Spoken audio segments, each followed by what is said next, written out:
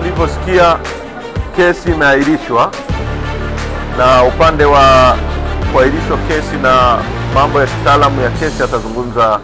Warigani Tanzania, hii ni Yegowasu TV, sauti ya jamii, na hii ni Yego Updates. Kama mlivyosikia kesi imeahirishwa, na upande wa kuahirishwa kesi na mambo ya kitaalamu ya kesi atazungumza Dr. Nshara, mwanasheria mkuu wa chama. Lakini kwa upande wetu ni kwamba tunaiomba mahakama hiyo kesi kwa sababu imeahirishwa irudi kwa haraka ili iweze kuendelea na isikilizwe ifike mwisho, kwa sababu mwenyekiti wetu yuko ndani. Leo ni siku ya 225, zaidi ya miezi 7 kwa kesi ambayo bado tunaendelea kusisitiza kwamba ni ya uongo, ya kutunga, kesi za kuumiza watu kisiasa, kwa sababu tunaoshindana nao hawana uwezo wa kushindana kisiasa, hawana hoja. Hilo jambo la kwanza. Jambo la pili, chama chetu kimetoa mawakili nchi nzima kwa watu wote ambao wamekamatwa, ambao wanaendelea na cases mahala pote kwenye kesi hizi za uongo, za kutunga, za uhaini. Kwa hiyo tunataka Watanzania waelewe kwamba chama chetu kitahakikisha wanapata uwakilishi kwa nchi nzima. Na katika hili tunapenda kuwashukuru sana Tanganyika Law Society.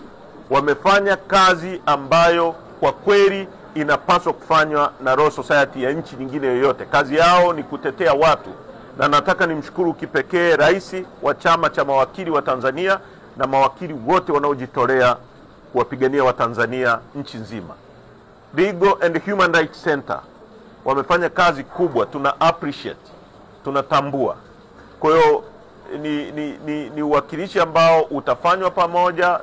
Tanganyika Law Society wanatoa watu, Legal and Human Rights Center wanatoa, na sisi Chadema kwa nchi nzima mawakili wetu watakuwepo kutetea Watanzania wengine wote ambao wanabambikiwa kesi. Kwa hiyo mkurugenzi wetu wa sheria na mwanasheria mkuu wetu wa chama wataeleza into details namna ya kushughulikia hayo mambo. UN wamezungumza kuhusu uchunguzi wa mambo mabaya, atrocities yaliyotokea Tanzania. Sharperville massacre, waliuawa watu 164 kule Afrika Kusini. Hapo wameuawa watu wengi zaidi. UN wamezungumza na wametaka uchunguzi ufanyike. Tunatambua na tunalikaribisha hilo, na tunawaomba uchunguzi usifanywe na vyombo vya dola vya Tanzania ambavyo vinatuhumiwa kufanya matukio hayo. Tunataka uchunguzi independent wa kimataifa kama uliofanyika mwaka 2007 kule Kenya. Na nataka niseme hili, maisha ya mtu kwetu sisi watu wa Chadema ni kitu kikubwa kuliko jambo lolote katika dunia hii. Kwa hiyo hili jambo la watu wetu waliouawa, Watanzania waliouawa, hata nani ajidanganye, halitafichwa chini ya uvungu, haitakubalika. Hata mawe yatazungumza.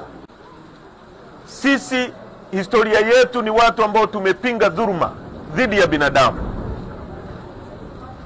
Serikali yetu ya wakati huo ya Mwalimu Nyerere iliwakaribisha wakina Mandela hapa na Umkhonto wa Sizwe kupinga makaburu waliokuwa wanaua watu weusi, wanateka watu, wanabagua watu.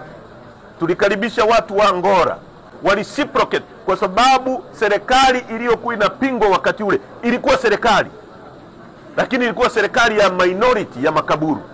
Watu wa Afrika Kusini na wengine wote majirani zetu ambao Tanganyika ilihusika, Watanzania waliwapa hifadhi hapa.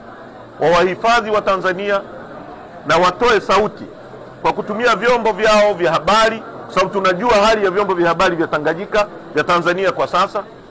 Walisiprocate hicho, na tunawashukuru ambao wanafanya hivyo. La mwisho kabisa, kama nilivyosema jana, tunaanza vikao vya kamati vya secretariat immediately na vikao vya kamati kuu ya chama immediately tutatangaza siku, tutajadili na tutaeleza kilichojiri na hatua tutakazochukua kama chama.